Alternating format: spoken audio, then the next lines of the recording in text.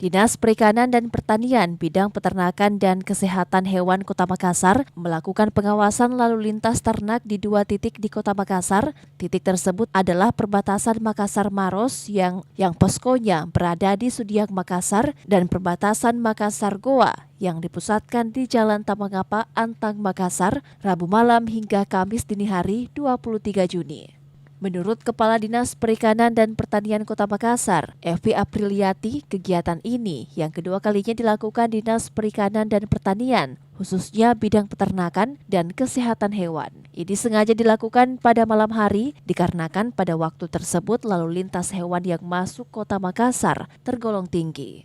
Pengawasan lalu lintas hewan ternak ini menjadi hal rutin setiap tahun, terutama menjelang perayaan Idul Adha, di mana hewan ternak yang masuk di Kota Makassar akan bertambah jumlahnya. Sementara ini adanya penyakit mulut dan kuku atau PMK membuat pengawasan di perbatasan semakin diperketat untuk menghindari potensi masuknya hewan yang tertular PMK ke Kota Makassar. Di mana selain untuk pengawasan PMK, juga untuk pengawasan untuk hewan kurban nantinya.